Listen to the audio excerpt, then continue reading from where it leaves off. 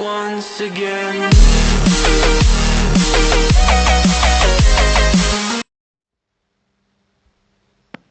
Derek Esposito's life wasn't good or bad. It was a perfectly average, insignificant existence. Well, maybe it tended to be a little more towards bad most of the time. His father was bipolar, disappearing into his bedroom for days on end during a depressive phase. He'd only come outside to eat, use the bathroom, and engage in the occasional bout of rageful violence against his unlucky sons. When he was euphoric, Derek's father worked like a madman. He had limitless ambition, but unfortunately, he lacked both business and social skills. That meant all his projects were doomed to failure. Whenever he decided to actually take his medication, Derek's dad was a couch potato that would only go to work to avoid looking bad in front of the neighbors. In sickness or in health, though, he was the textbook example of an abusive father. His sons were a disgrace in his eyes. They never studied hard enough, they lacked discipline and respect, and he was always there to remind them how useless they were. He would yell at them for the slightest mistake, saying that they were parasites that leached off his hard work. And when words weren't enough, there was no teacher like his leather belt.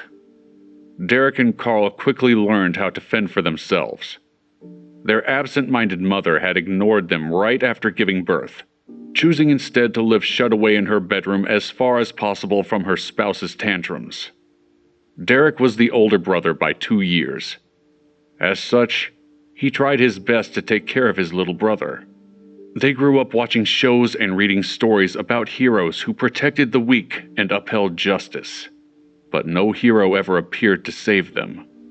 Every week they were forced to go to church to worship a benevolent God and his Son, the Savior of all mankind. But no matter how much they prayed or how good they were, no miracle occurred to make their lives better.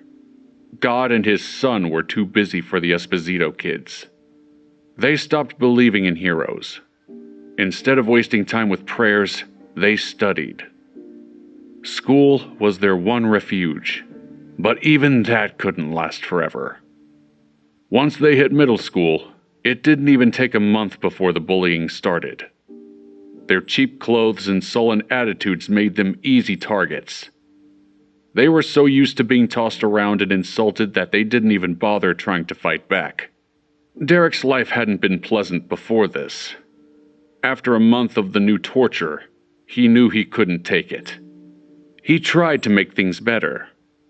He reported his father's abuses to social services with an anonymous email, but the overworked social worker made a brief visit to their place and never came back. Then Derek tried to end the bullying by reporting the aggressors to a teacher, who reported it to the principal. The principal didn't want to bother with what he deemed childish pranks, so he called Derek's parents to inform them of the problem, hoping he wouldn't hear about it again. At least his wish came true. Derek took an extra beating for not being man enough to face his own problems. Are you an idiot? Haven't I taught you anything? Never delegate! If you want something done right, do it yourself! His father yelled. Derek had never felt so helpless and desperate. That night, he bawled his eyes out until he fell asleep. The next day, he felt different, clear-headed like never before.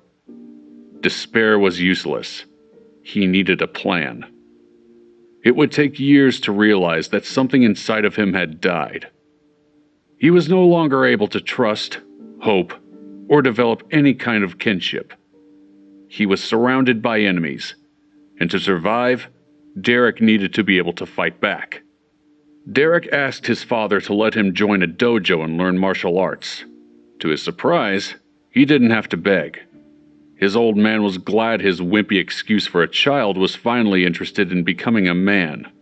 His only condition was that Derek couldn't quit for at least 1 year, otherwise he'd have to pay for it himself.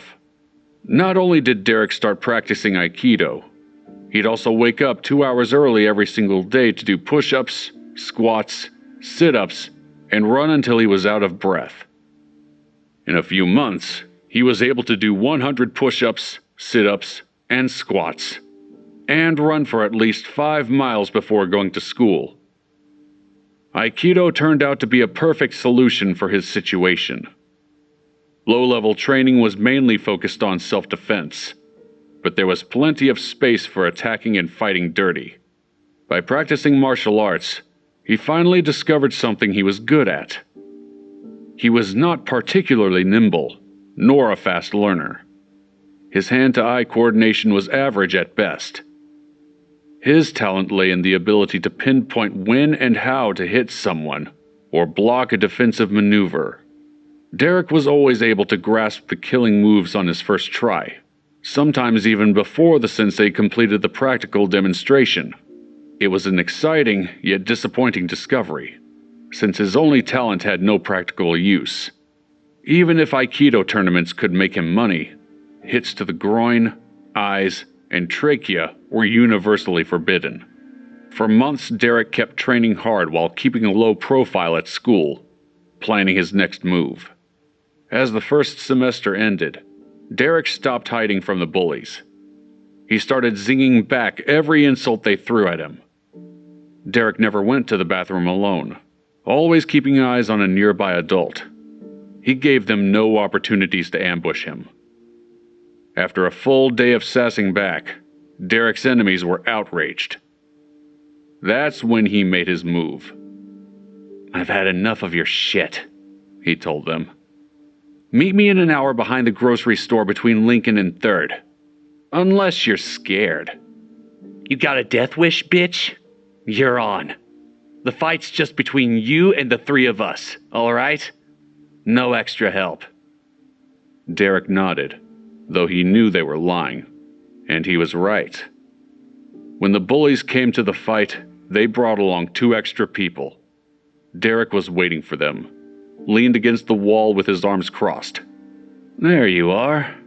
I was starting to think you stood me up." They laughed. "Sorry we're late. We needed to invite a couple more guests to the party. You don't mind, do you?" Derek shrugged. "No problem. Trash is trash. I chose this alley because it's equipped with enough dumpsters to accommodate all your friends." The last line hit a nerve.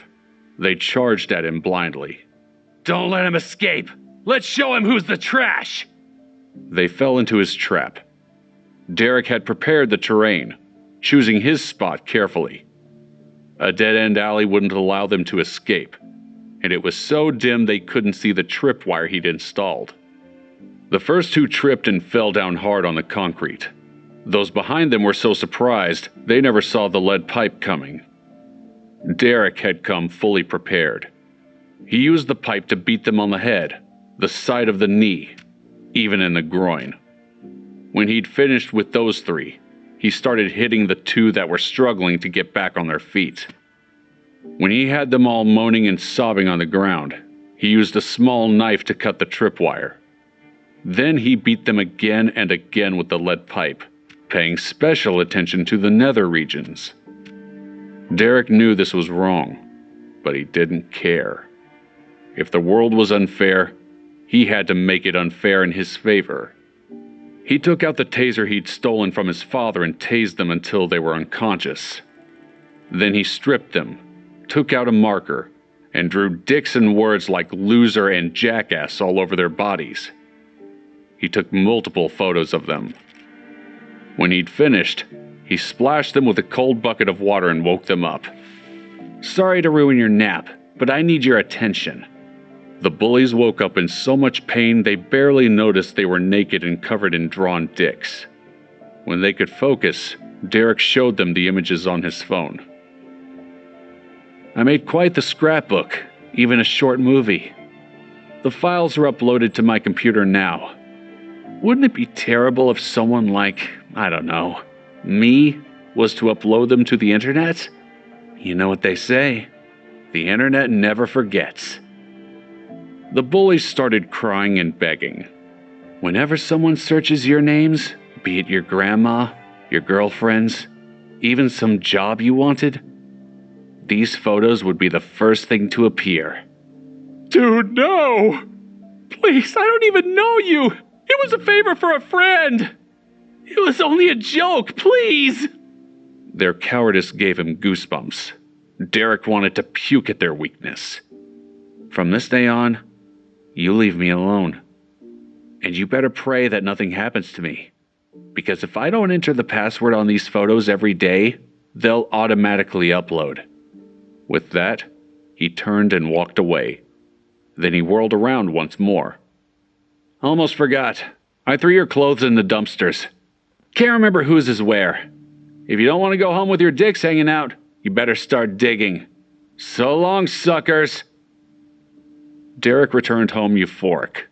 He had never felt so proud of himself. Confidence that he could forget those jerks forever. Confidence that he could do anything with his life.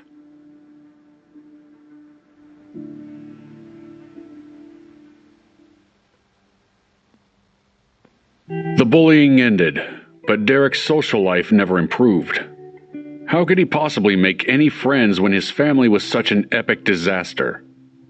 He hid the bruises he got from his father with long sleeves, and soon enough he was out of plausible excuses to explain the continuous rotation of black eyes. Derek shouldn't have worried though. No one at school actually cared about the abuse.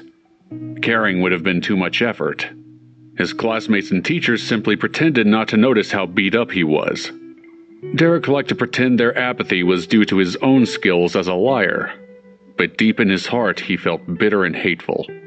No one cared about him. No one ever would. Except Carl. Life was painful but manageable so long as Derek had his little brother. Carl was his family, sole friend, and confidant. He was Derek's whole world. But soon enough, adolescence hit in full force, and Derek started having crushes on girls. First love was supposed to be a wonderful thing in a person's life, but not for Derek. Once again, he felt utterly helpless. He couldn't get close to anyone he liked because he knew he couldn't bring anyone home to hang out or meet his parents. He couldn't open up. He couldn't ask a girl to the movies or to hang out after school. Derek was tormented by the cruel futility of his life. Often he'd lie awake at night demanding an answer from God himself. Why couldn't Derek know love or happiness? Why did other people get to enjoy what was only an impossible dream for him? Derek's rage started increasing. He had trouble sleeping at night, thinking about all the couples in the world. Thinking how lovey-dovey they were, and how he'd never get to know what that felt like. Derek knew he was different. His fatal flaw wasn't being shy or having a bad case of acne. No doctor could cure his affliction. His disease was a life sentence. It had a name and a surname. Ezio Esposito, his trash bag of a father. Derek started concocting plans to get rid of his father, even if that meant killing the bastard. At night, he would lie awake and devise elaborate scenarios that often involved prolonged torture.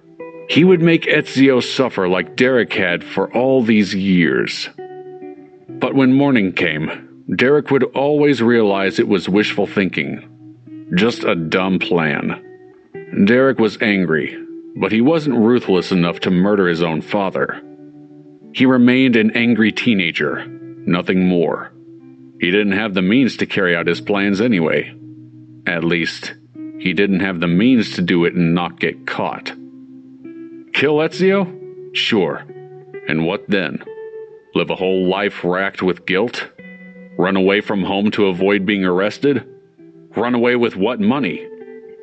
Killing Ezio would mean abandoning Carl and destroying any possible chance of future happiness.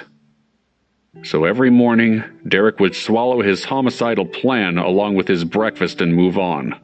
His only real prospect for a better life was to cram like a madman, get a scholarship, and get out of this hell as fast as possible.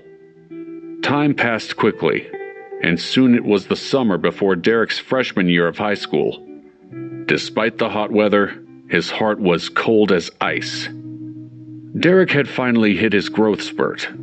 Combined with his martial arts training and muscle development, He now looked lean and mean. Ezio became aware that his elder son was a real threat now. Ezio was a bully, but he was a smart and cowardly one. The old man took to avoiding Derek as much as possible, making Carl the new favorite target for abuse. Derek tried standing up for his brother, but it was no use.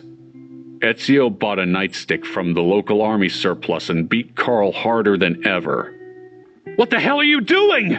Derek yelled, trying to wrestle the stick away from his louse of a father. Ezio struck him across the face with the nightstick, rattling Derek's brain. "You boys need to learn some damn respect.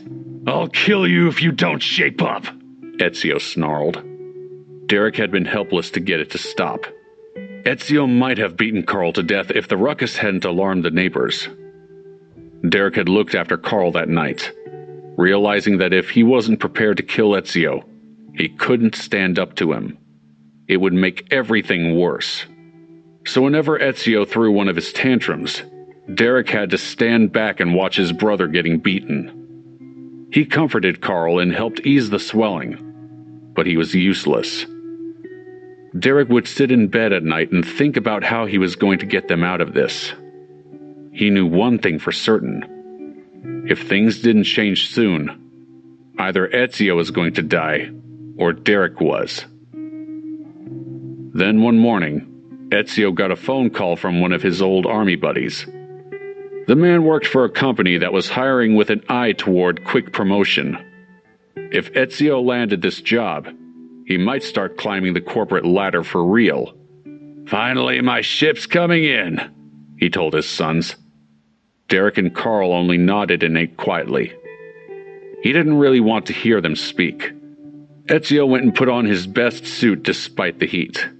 He and Derek prepared his briefcase and laptop. "You need to show up prepared in this world," Ezio told Derek. "You should learn from my example. Don't be a bum your whole life." "Okay," Derek said, even though Ezio was the biggest bum he knew. Ezio was in a real hurry. He ran to the elevator, pushing the button like a madman, but the light remained red. Someone on the top floor was taking a long time getting into the car. Cursing the condo, the building manager, and his own rotten luck, Ezio rushed for the stairs. Derek stood in their doorway and watched his father. And that's when Derek noticed how the hallway floor reflected the light in odd ways. The floor looked wet. Derek realized that the janitor had just washed the hallway, but had forgotten to put up the wet floor sign. That was dangerous. Someone could slip and really hurt themselves. Even die. Derek smiled. Yes, at last.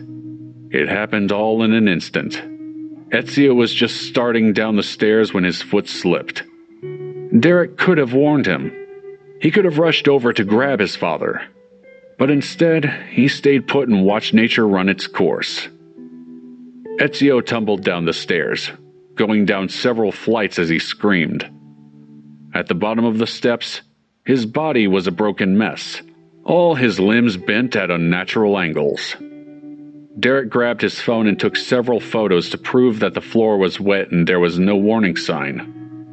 Already, he planned on hiring the best shark law firm he could find and suing the building management firm. Only then did he carefully walk down the stairs to confirm Ezio's death. His father lay there, incapable of speech, his eyes fixated on Derek. He was silently begging for help. Derek grinned. "Haven't I learned from your example, old man? You're the one who said I should never delegate. If you want something done right, do it yourself. Wasn't that how it went? Your phone's in your pocket. Take it out and call 911. I'm a useless dumbass after all. I don't want to screw up calling for help, Daddy." Ezio's eyes were full of shock and hate. Then his head went limp, his gaze blank. Derek suppressed gleeful laughter. Instead, adopted his best terrified son expression and started shouting for help. When the ambulance arrived, He made sure to squeeze out a few tears. They comforted him, believing he'd done everything he could to save his father. Bunch of idiots. As always, Derek's mother was too obsessed with her problems and feelings to bother looking for a lawyer to manage their lawsuit. She left everything in Derek's hands. That's how he was able to kill 3 birds with 1 stone. After careful research, he contacted and hired the best lawyer they could afford. Derek also arranged to be the client instead of his mother. Mr. Thompson looked surprised to be dealing with a young teenager. "You're sure your mother can't help you out, son?" "My mother hasn't lifted a finger for me since the day I was born. I want her looked after, since she gave me life and all. But I don't want to see her again when this is over." He told Mr. Thompson everything. Derek spoke about his father's accident, the abuse the boys had suffered over the years, and the need to split the settlement money 3 ways. 1 portion would go to their mother, 1 to Derek, 1 to Carl. Both kids were very firm on one special point. They wanted the lawyer to start the process to get them emancipated. With the money from the settlement and Ezio's life insurance policy, they had enough to be self-sufficient until Derek grew up.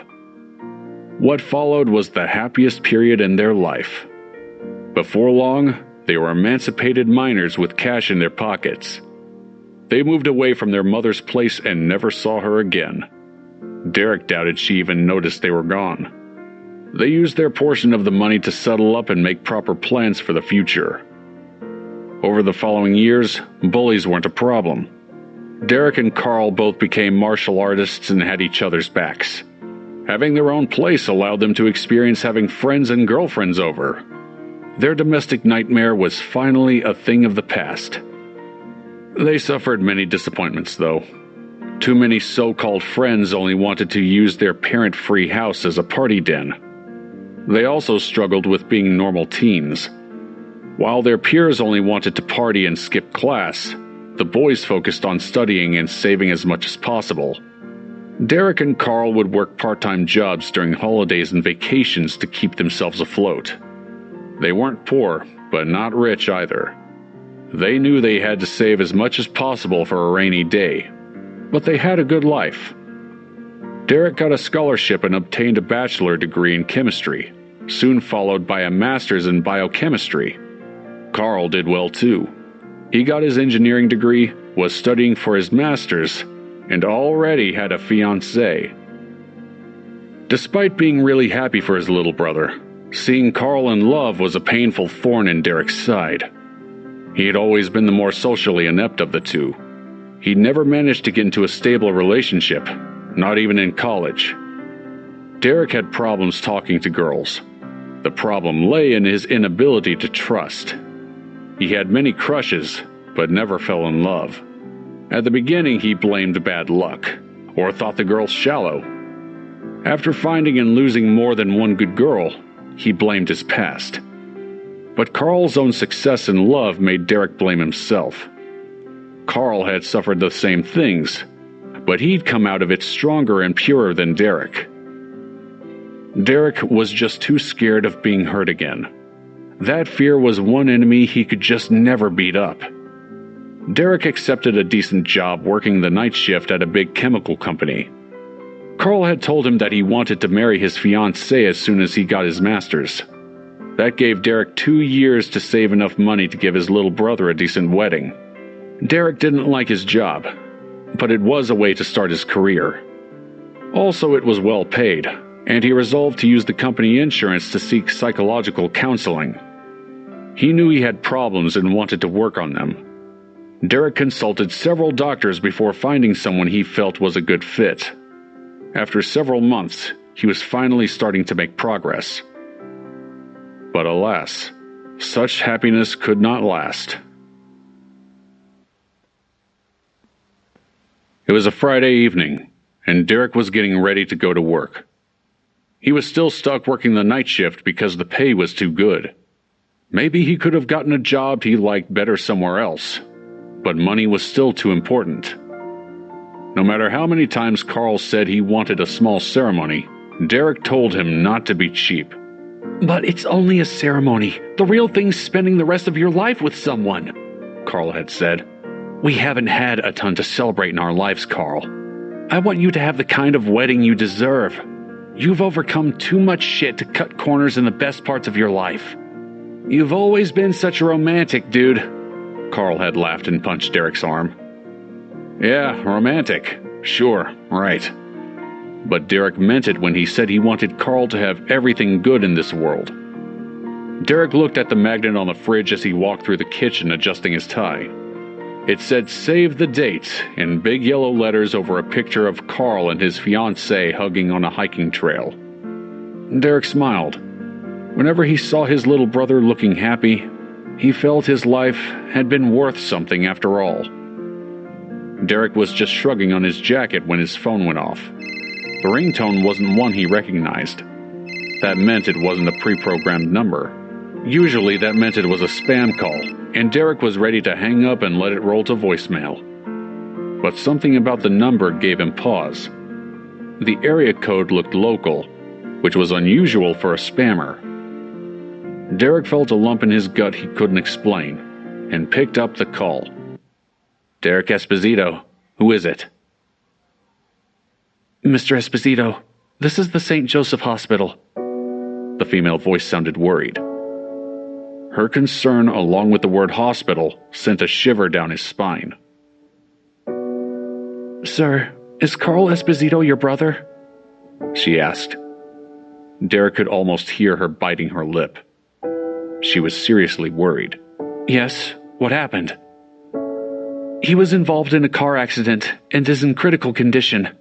You should come down here as soon as possible. The doctors need you since you're his healthcare proxy and the patient is unconscious. A car accident? Derek rushed out the door and looked for a cab on the street. How the hell is that possible? We don't even own a car. What the hell happened? I'm sorry, I'm not at liberty to say. The doctors will explain. Derek hung up on her. He had no time for talk, only for a goddamn cab. Every second in traffic was torture. Derek called Carl's fiancée until he remembered she was out of town at a conference. He left her a voicemail, saying he hoped he'd have good news for her soon. When he finally arrived at the hospital, though, it was too late. The look on the doctor's face told him everything he needed to know. That it was all over. That his life was a complete wreck. What happened? Derek sat down. If he didn't sit, he'd collapse to the floor. Mr. Esposito was crossing the street when a driver took the corner too fast and hit him. In the crosswalk? How could the jackass not see my brother? We believe the man behind the wheel was intoxicated. Police are currently investigating. I'll pass you over to them soon. The police told Derek what the doctor had. A drunk driver had run over Carl and sped on, never looking back once. A bystander had called 911, but the bad traffic had caused a delay in the ambulance. That had shaved critical moments off Carl's chances of survival. It had been a hit and run. If that monster had stopped to help Carl, there was a good chance he'd have been all right. When Carl arrived at the hospital, he had already been in critical condition. Multiple skull fractures, a ruptured spleen, and internal bleeding meant he'd require immediate surgery. They'd called Derek just as Carl was entering the OR. By the time Derek arrived, it was over. Carl had suffered too much blood loss. He was gone. The police and the doctors offered Derek their condolences, but all he could hear was white noise. Let me see my brother. Carl's body was covered by a sheet. Only the head was visible. The back of his little brother's head was crushed from the blow to the pavement, and freckles of blood covered his face. Derek left his number with the police officers so that they could keep him posted about the investigation. He returned home and called Carl's fiancée, but once again, he got voicemail. He told her flatly that Carl was dead, hung up, and then put his foot through the glass coffee table. By the time he had finished his rampage, half the furniture in the apartment was broken. Derek sat there among all the broken chairs and splintered wood and waited. He waited for them to catch the bastard who did this and bring him to justice. Thanks to traffic cameras, the culprit was quickly apprehended.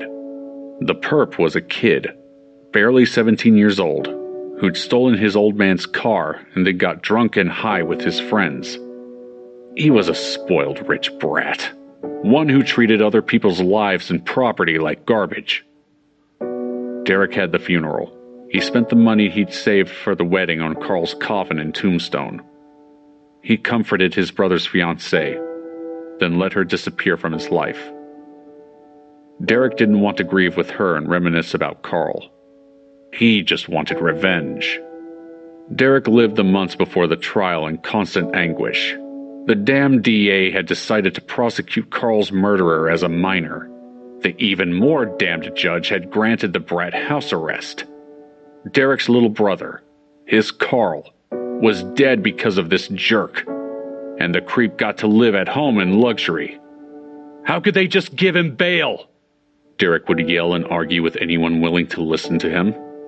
The judge kept on talking about the little brat's rights and his future? What about my brother's rights? What about his future? Carl has none because of him. What kind of justice is that? Derek visited the DA multiple times, expressing his outrage and demanding they ask for the maximum sentence. They were always kind, and they promised him not to forget about Carl. When the day of the trial finally came, Derek's world died one more time. The DA and the defense attorney had come to a settlement. The defense argued that Chris Wainwright, the murderer, was still a minor. Since this was his first offense, taking his whole life away over one mistake seemed unfair. Chris had agreed to go to rehab and do 600 hours of community service. If Chris completed his rehab program and committed no crimes over the next 3 years, his criminal record would be expunged. He'd be free as air. Derek was too amazed to even be angry. When court was adjourned, he walked to the DA and asked a single question. Why? The assistant DA, kind and patient as ever, explained to Derek that Chris was a kid from a good family that had made a dumb mistake. He had a brilliant future ahead of him. Chris had already been admitted to Caltech. This was his first offense. Also, his parents had hired a great lawyer. The judge, a father of teens himself, had been unwilling to destroy Chris's life. Derek did not make a scene. His fire was extinguished. He had no more tears to shed. After the trial, Derek simply went through the motions. He kept to his routine like nothing had happened, his brain refusing to look at the nightmare his life had become. The only thing that made him feel alive was a constant headache that started shortly after Carl's death. The doctor told him it was stress-related after all that had happened. Derek swallowed aspirin like it was candy. But the pain only got worse. Derek finally found the strength to get a serious checkup. Once again, life handed him a pile of bad news. According to the full body scan and follow-up biopsy, he had stage 2 pulmonary cancer. But I've never smoked in my whole life, Derek exclaimed. He even laughed a little. This whole thing was too absurd not to be funny. Indeed, it's odd. His oncologist was quite puzzled. She was a good-looking Hispanic woman, maybe 5 years older than Derek. In another life, one where he didn't have cancer and his brother was still alive, he might have asked her out. You told me you work for a chemical company, right? She asked. Derek nodded. Is that important? You're not a smoker and you're young. This cancer is too rare and too aggressive to be a coincidence. In my personal opinion, their ventilation system failed. You and God knows how many more people have been breathing poison for quite some time. But we wear masks whenever we work with chemicals. I can only speak for myself, but I follow the safety protocols to the letter. My colleagues are always teasing me for it. Derek remained in stunned disbelief. Maybe the masks are cheap pieces of junk. It wouldn't surprise me. These corporate scumbags only care about their profits. They'll cut corners wherever they can, no matter who it impacts. I wouldn't be surprised if they'd cut money from the safety budget to put a little extra cash in their pockets. The doctor was white with anger. They do this kind of thing all the time." Derek frowned. She just seemed too certain about where he'd gotten sick. He had to ask, "Doctor, what are you hiding from me?" She nibbled on her lower lip before answering. "Between you and me, you're not the first person who works at your company to be diagnosed with this type of cancer. I've already reported it to the Department of Health. If I were you, I'd get a good lawyer and sue the tar out of these people. You'll need a lot of money for treatment. Since the cancer's so rare, insurance won't cover certain types of radiation. I'll lawyer up, but I don't want any treatment. I'll just take palliative care." The doctor gasped in shock. "Look, we have a chance to beat this. It's not a great chance, but it exists. But the window where we can act is closing. If we don't start fighting this soon, you'll have 6 months to live, a year at best. We need to be proactive here." Derek couldn't help but chuckle at her constant use of the word "we." "We barely know each other, Doctor. I think you're a decent sort of person, so I want to be frank. We have nothing to do with one another. We aren't a team," Derek said with an icy tone. "I don't mean you and me specifically. We as in the hospital. Your family and friends." "What friends? I have no family, no loved ones. My little brother's ashes are all I've got left. I could die tomorrow and no one would notice. Do you think I'm desperate to stick around this place? I think you're young and could have a long life ahead of you. I think it's far too soon for you to give up." "I'm not giving up, Doc. The universe finally showed me a scrap of mercy, and I'm taking it." They parted on bad terms. The doctor could not understand why anyone Derek's age would choose to die. After he left the hospital, Derek called his old lawyer and explained everything. He was fond of Mr. Thompson. That guy had made the best years of Derek's life possible. They would still send each other Christmas cards. Mr. Thompson said the Esposito brothers were two of his all-time favorite clients. Thompson had more gray hair than brown now, but he was still world-class. "I can get you a fat settlement if you agree not to take this to court. But are you sure you don't want to try to get better?" "No offense, man, but you're the closest thing to a friend I've got in my life. That's too depressing." "You know how to make a guy feel valued," the lawyer grumbled. Thompson did what he'd promised and got Derek a sizable amount of cash. Derek quit his job and started spending his money without care. He went to all the fancy restaurants he'd always wanted to try, bought the clothes he'd always dreamed about, and only ate his favorite foods for breakfast, lunch, and dinner. He took trips to the beach or the mountains, booked fancy hotels, and lived exactly the way he wanted to live.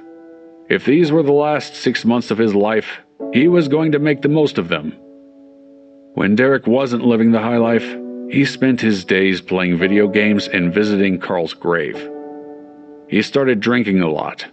He was counting down the days to death with enthusiasm. Then, exactly 1 month after his diagnosis, he had an epiphany. Well, maybe it wasn't an epiphany so much as a wake-up call. The night began ordinarily enough, like every other night since Derek had quit his job.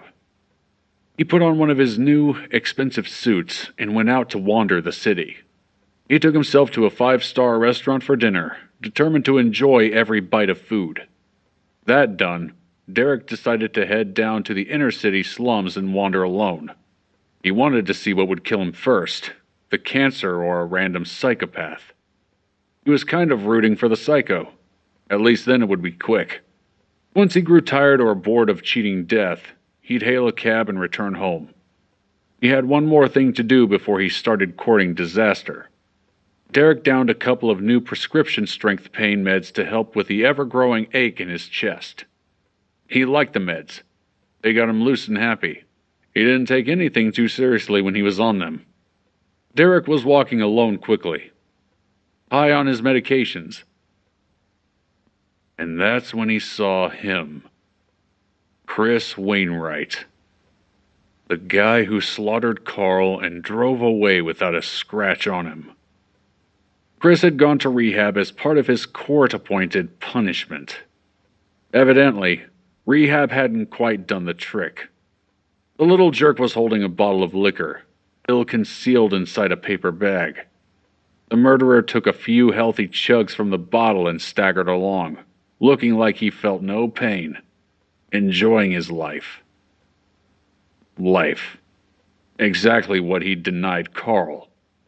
Chris was laughing loudly, his skinny arm draped around a teen girl who was showing a lot of skin. She wobbled along in stiletto heels, tugging down her miniskirt whenever it rode up. She took a long drag on a joint and traded the marijuana for Chris's liquor as they got into a car. It was a custom-painted muscle car, not the same Camaro that Chris had used to kill Carl. No, apparently that hadn't been flashy enough. This car was even bigger and more expensive. Derek felt something snap inside his mind as he watched his little brother's killer get high and drunk and slide behind the wheel of yet another car. Derek wanted to puke blood. How could he possibly have forgotten about that monster?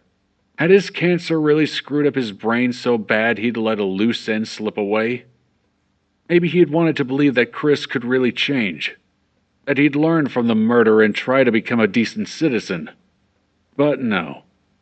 All he cared about was enjoying his own damn life and letting other people pick up the check. Derek hated him more than he'd ever hated anyone. The tires screeched and the car almost ran down a homeless woman who was crossing the road. The skimpily dressed girl rolled down the window, yelling insults at the terrified woman. Derek could hear the two idiots laughing. Gritting his teeth, he studied the license plate as the car drove off. He memorized the letters and numbers, then hailed a cab and started to plan his final act. He had one more thing to do before he could shuffle off this mortal coil, and he was going to love doing it. First, he stalked Chris on social media, learning his routines and habits. The guy didn't have a lot going on. He partied, he bragged about getting laid, and he talked about how lame his parents were.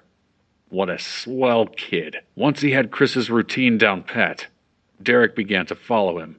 He planted a GPS tracker under the Camaro so he could always know his exact location. Chris wasn't hiding anything. A casual glance of his Twitter showed that the kid had violated the terms of his parole deal at least 50 times. While following him, Derek took photos of Chris abusing alcohol and drugs. A normal person would have taken this evidence and gone to the police. He would have hoped the justice system wouldn't let him down this time. But Derek was anything but a normal person. He had no intent of submitting anything to the police. Chris would just get another slap on the wrist and then start being more careful. Besides, even if the cops took this seriously, time was not on Derek's side. He might not live to see Chris get everything that was coming to him. And by this point, Derek didn't think jail was a good enough punishment. Chris deserved real eye-for-an-eye vengeance. Nothing else would do. Derek had to be patient and wait for the right moment. Less than a week later, the moment arrived. Derek checked Chris's Twitter and saw the douchebag was headed to a rave tonight. Derek double-checked the equipment he'd organized. Everything was in order, so he loaded up the trunk of his car and jumped behind the wheel of his new black 1967 Chevrolet Impala. No better car for hunting monsters. Derek waited outside Chris's house until the little creep got into his dad's Camaro. Then he followed Chris closely. The rave was being held out in the boonies at some abandoned industrial warehouse, which was good. Soon the two cars were speeding along a highway in the middle of nowhere. When he was confident no one was around for miles, Derek sped up until he was riding alongside the Camaro. Then he banged into the side of Chris's car, forcing the kid to the side of the road. Derek pulled up ahead and stopped his own vehicle. What's wrong with you, old man? Look where you're going! Chris got out looking pissed. As soon as Chris stepped onto the side of the road, Derek took him down with a stun gun. The kid collapsed. Before he did anything else, Derek checked the Camaro for more passengers. Luckily, Chris was driving alone. Derek pulled every electronic device he could find off the brat. Phone, Fitbit, even Chris's digital keychain. Derek tied his hands and feet and ball-gagged the young man. Then Derek destroyed his own phone and the GPS tracker, tossing everything onto the road. Then he moved Chris to the trunk of the Impala, gunned the engine, and headed toward a party he'd arranged only for the two of them. Derek drove to an abandoned warehouse he'd scoped out ahead of time. He cut through the rusted lock and chain with bolt cutters and drove inside. He arranged a couple of chairs and a bucket of water. Then he got to work. When Derek opened the trunk, he saw that Chris had regained consciousness and tased the bastard again. Then he set Chris in the chair and bound him tightly. He also pulled the ball gag out of the kid's mouth. He wanted to hear him beg. When there was no chance to escape, Derek poured the bucket of water over the murderer's head. Chris awoke, sputtering. What the hell, man? He cried. Hello, Chris. My name's Derek Esposito. You killed my brother. We need to talk. Chris tried getting out of the restraints. Derek picked up a nightstick and hit him in the groin. The guy squealed like a pig. Where was I? Oh, yes. The last time we saw each other was during your farce of a trial. Do you remember? You're crazy. Help! Someone help! Typical idiot behavior. Derek smiled. No one would come tonight. Let's get down to business. Derek took 2 digital timers out of the car. He placed them on the ground in front of Chris, setting the first for 30 minutes and the second for 2 hours, 44 minutes, and 16 seconds. What the hell are you doing? Chris looked scared now. Listen, I can get you money. I can get you drugs. Anything. That isn't what I want, though. What the hell do you want? This. Derek pulled out a gun and shot Chris twice through the liver. The boy screamed. Derek started both timers simultaneously and then checked the bullet wounds. The blood oozing from them was dense and black, a clear indicator of a crushed liver. Now, before the pain overwhelms you, I need you to take a good look at the timers, Chris. They're important. Chris was still crying and screaming, so Derek had to slap him. Hard. That made him quiet down. The 30-minute timer counts down how much time you have left to be rescued. When it goes off, your life is over. Even if someone did miraculously break through that door and rescue you, you couldn't survive. Your system will be flooded by unfiltered toxins by that point. No transplant could save you. Now the 2 3/4 hour timer is a surprise. We'll get to that eventually. For now, your only task is to stay awake and experience every moment of pain, like Carl did. Derek wouldn't let Chris go unconscious. He kept slapping and zapping the prick awake, enjoying the sound of his screams. Soon, the first timer rang.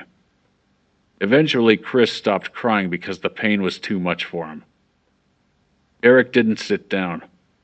He paced back and forth, occasionally checking the second timer. When it rang, Derek finally spoke again. I have good news and bad news. Bad news comes first.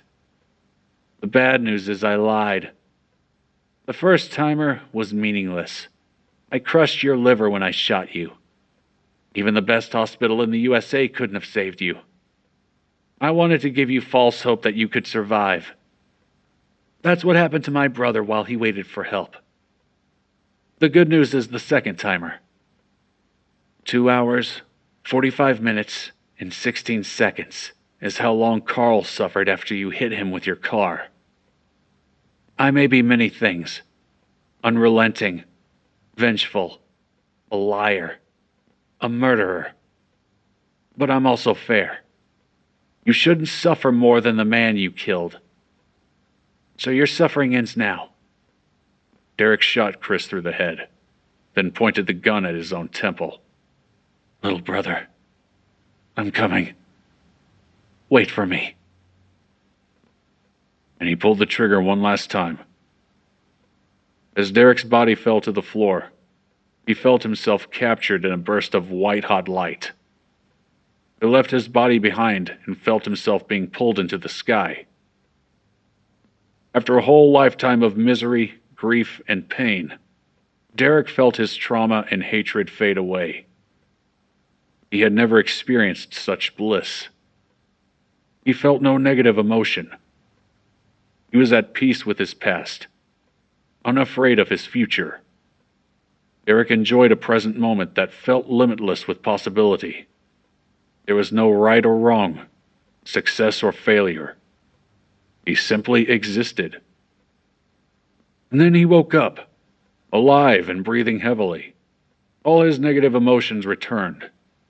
He was plunged back into despair. Derek cursed inwardly while trying to focus his eyes. Maybe it was due to the shot to the head, but his vision was blurry. So much for the perfect plan. Some idiot must have rescued me. Somehow I survived the journey to the hospital. I'm still alive. I still have cancer. I'm still alone. Now I'm going to jail for the rest of my life. But when his vision finally cleared, Derek saw that he had miscalculated. Derek was in some kind of huge metal corridor surrounded by dead bodies. Dead alien bodies, to be precise. It was like the scene out of some schlocky science fiction B-movie. The aliens around him were all wearing some kind of full body armor. They wore spiked glass space helmets on their heads. Where the hell am I? What the hell is going on? Derek tried to get up, only to slip and fall back to the floor. He noticed then that he was wearing a spacesuit too. As he braced his fall with a hand, he realized that he had extra hands, 4 to be exact, and each hand had only 3 fingers. What the actual hell is going on? He cried. After much screaming and freaking out, Derek had finally regained his composure. Or at least he stopped screaming and freaking out quite as much, and tried analyzing his current predicament. For instance, Derek learned very quickly that he'd been shot. When he touched one of his hands to the spacesuit at chest level, he discovered a hole there. The contours of the hole had been singed, indicating gunfire, though the flesh beneath it was unmarked. On top of that, there was a lot of purple jelly on both his suit and the dead bodies. He assumed that, in alien world, purple jelly was the equivalent of blood. Derek turned around to see the spot where he'd been woken up, noticing a lot of blood and splattered viscera. This makes no sense.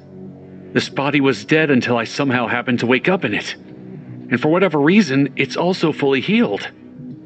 Oh man, this means all religions are dead wrong. Good thing I never believed in any of that bullshit. Otherwise, I'd be really disappointed right now.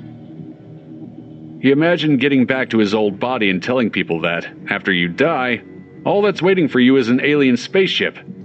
He didn't think he'd get too many followers with that information. Derek proceeded to examine his new body. In addition to the 4 arms, it had 2 legs that were long and skinny. The legs were also reverse jointed, like those of a cat. There were 3 toes on both of his feet. Derek was curious about his facial features, but there was no reflective surface in sight. When he tried touching his face, he was reminded that the suit came with a helmet. He could only pat the glass surface. Based on the shape of the helmet, Derek deduced that his new face was shaped similarly to a shark's dorsal fin. Then he spoke. Test, Derek Esposito. 1, 2, 3. He could do it, but it was still English. He hadn't inherited any memories from the body's previous owner. Derek tried getting up, but the center of gravity was way different from his old body. After falling over a couple of times, he had to crawl like a baby. On his hands and knees, he worked to examine the corpses, trying to make heads or tails of what was happening. There were 2 different types of uniforms on display. One side wore a red-colored spacesuit, and the other faction wore gray. Derek's suit was gray as well, so he'd found his allies. Judging by how everyone had been shot to death, it was likely these were 2 opposing sides in a war. He had no idea which team was winning, and he didn't care either. Unless the suit was equipped with a universal translator, he would be incapable of communicating with anybody. Enemies would kill him on sight, Allies would probably ditch him like garbage when they realized he was useless to them. He couldn't talk, couldn't even walk. His days in space were numbered. Unbelievable. I've been alive for 5 minutes and I'm already dead. Refusing to give up, Derek managed to stand by leaning on the walls and slowly working himself to his feet.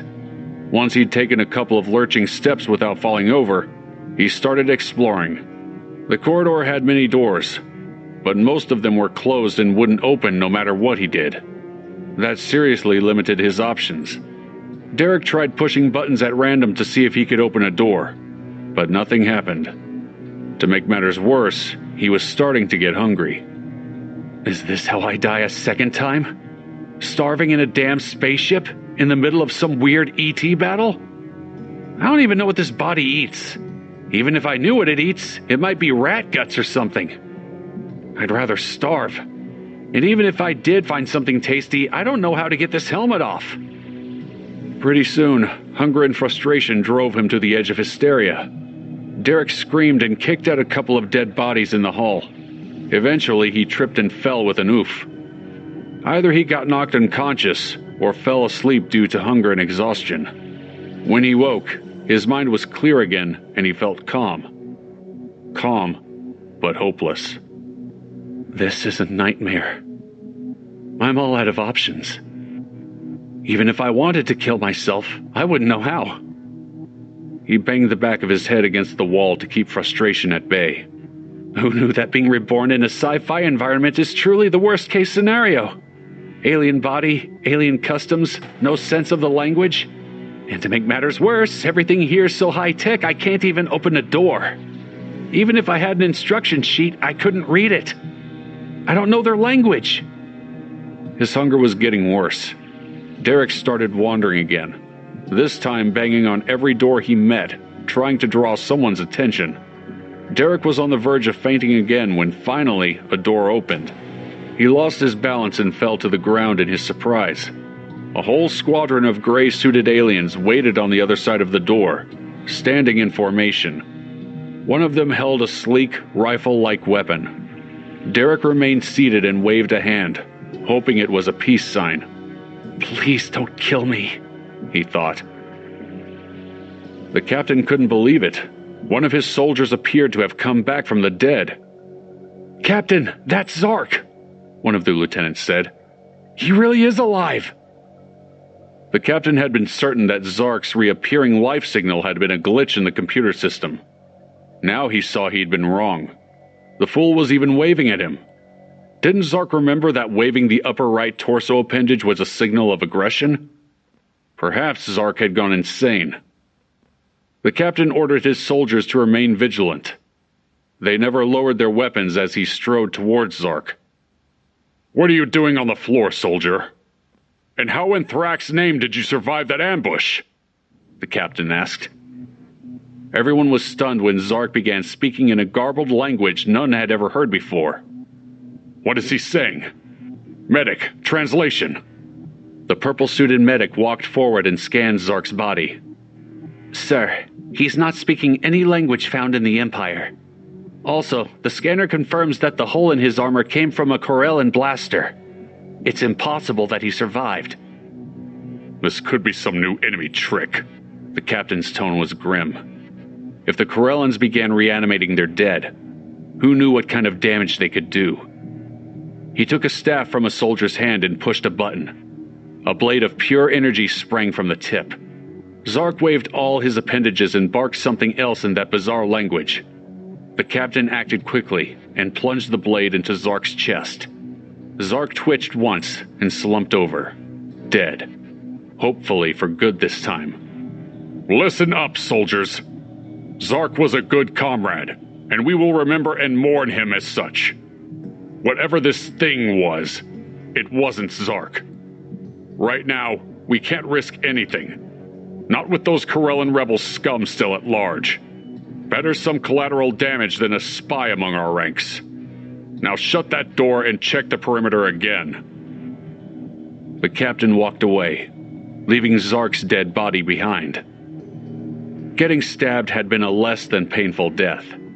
Derek could feel the blood filling his lungs and the burning in his chest. He'd struggled to breathe before falling unconscious. It only took a minute to die, but that minute lasted an eternity. Then he was rising into the air once more. Once again, he found himself pulled into a blinding light. Just like the last time, he felt all his worries and rage fading. But now he was also annoyed. The chance was good he'd been sent into another world and another life now. What had he done to deserve this? Derek had never believed in any god. Hence he'd never believed in an afterlife. Maybe that's why he was being bounced around like this. He had nowhere to go. No peace to find. He also got the sinking suspicion that what was happening to him wasn't the usual order of business. He was being uniquely punished. But why? This is insane, he thought. There are plenty of terrible people in the world. Some of them are born evil creeps and live their whole lives enjoying being the scum of the earth.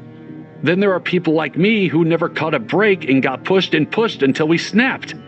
Even if I am evil, I tried to be good for most of my life. Why should I go to the same hell as, like, Hitler? That's why I didn't believe in an afterlife. How could you find any true justice after death? But now here I am, getting tortured for no good reason. What's the point of being reborn if I can't start from scratch? Why do I still have memories and hang-ups? Whatever body or planet I end up in, I'll still have my baggage. Is this happening because I needed to learn a lesson? But how can I if I'm the same person I was before? As Derek waited to be reincarnated again, he had a moment of clarity. It's just like his shrink told him. No one can change you except for you. Derek could only change if he wanted to, but too much had happened to him. He didn't want to be anything else. He didn't want to be, period. And now death wasn't even an option. Suddenly, he was pulled downwards and away from the light. His vision blurred, but he could hear a lot of commotion around him. Giant hands were holding him. Judging from the breeze on his butt cheeks, he was naked. I don't know what the hell is going on, but I bet I'm in trouble again. When Derek was finally able to see, he discovered that a giant wasn't holding him. The woman was normal-sized. He himself was tiny. A baby, to be precise. The woman was a withered old crone, one who smiled in Derek's face and said something in a garbled language that he couldn't understand. Stunned, Derek looked around at everyone else in the room. He was in a wooden shack, surrounded by people dressed like they were peasants in some medieval times banquet. The women wore long dresses and bonnets, and the men wore breeches. At the old woman's words, the people grinned and cheered. Derek tried to say something, but all he could do was cry. As a baby, what else could he do? Yep, in trouble again. Man, do I hate being right all the time.